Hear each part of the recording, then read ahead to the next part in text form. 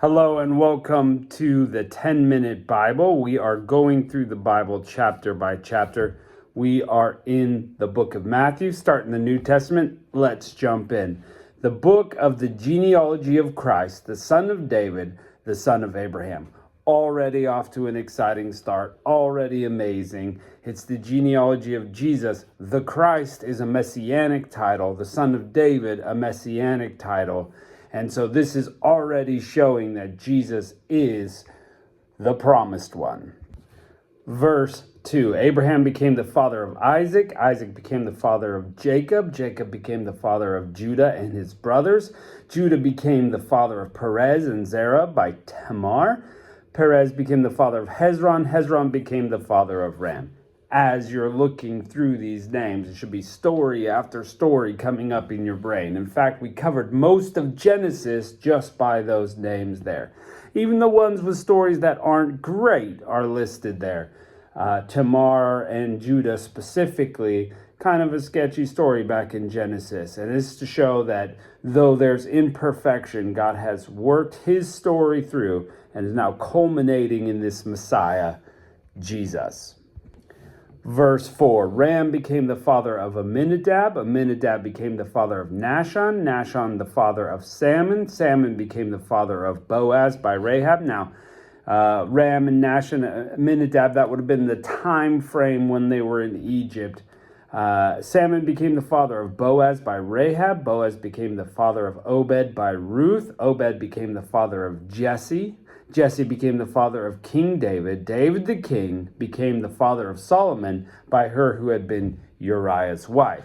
Now, we've got other stories in there. We're talking about books. You've got Ruth mentioned there. You've got Jesse, David. You've got Solomon, born of David by Uriah's wife, Bathsheba. Again, sketchy story here.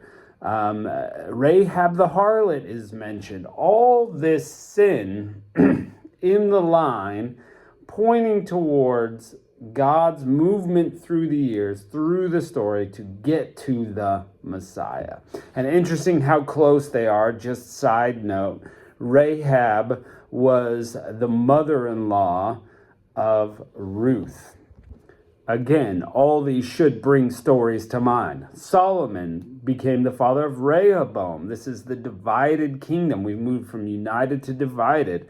Rehoboam became the father of Abijah.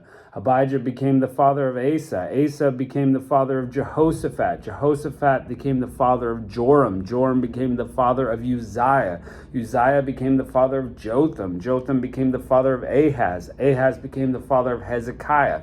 This is kind of the Judah kingdom. And we've got some great kings in there who've done some great things. Again, 1 Kings, 2 Kings, 1 Chronicles, 2 Chronicles. We're just kind of cruising through the Bible there.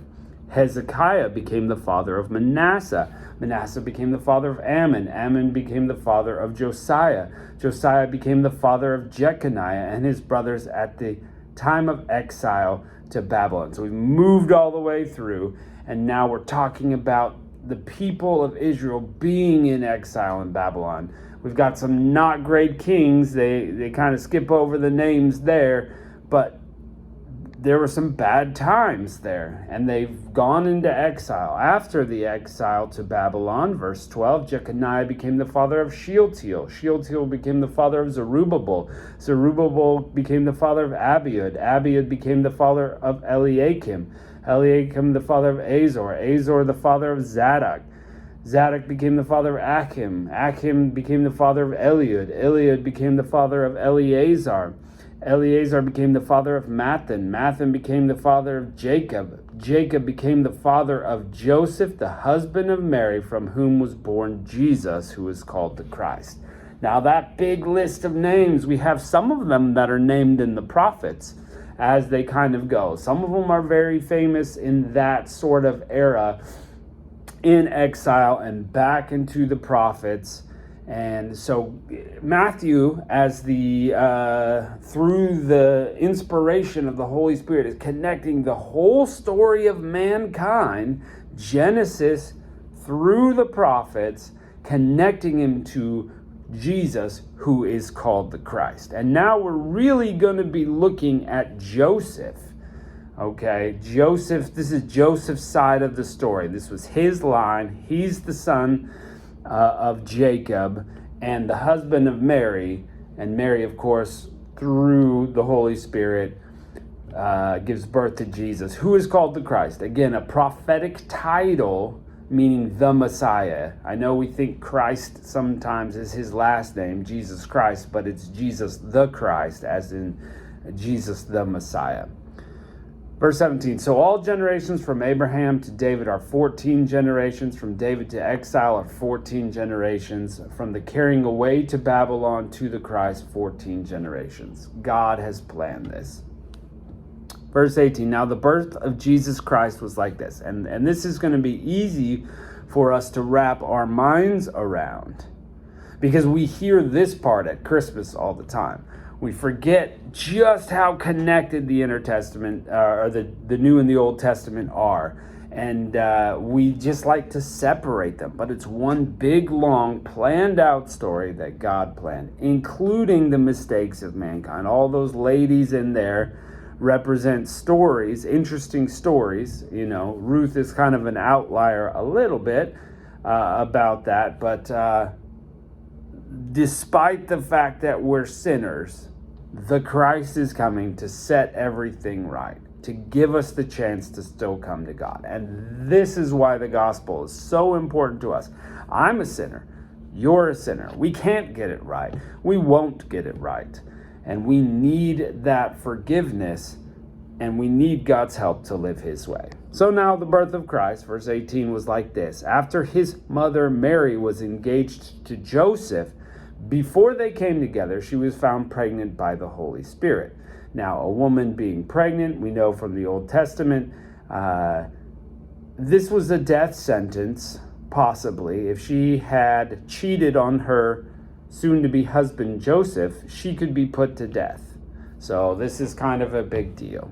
Joseph, her husband, being a righteous man, was not willing to make her a public example and intended to put her away secretly. So he's just going to put her away. He's not going to go through the rigmarole of stoning her to death. He knows it's not his son, but he's going to put her away secretly. But when he thought about these things, behold, an angel of the Lord appeared to him in a dream, saying, Joseph, son of David, don't be afraid to take yourself Mary as your wife, for that which is conceived of her is of the Holy Spirit. She shall give birth to a son. You shall name him Jesus, for it is he who shall save his people from their sins. This is huge. Now, God has a plan all the way through all of those generations. God's plan has been working towards Jesus Christ. And so he appears miraculously in this dream. An angel is speaking to Joseph so that the plan will continue. So if God has a plan, if God has a work in your life to do, he will accomplish it by miraculous means if necessary. And that's the exciting part about the story of God, is that God will make it happen. And not only that, he's going to tell you a little bit about it. This is Jesus. He's going to save people from their sins. Incredible.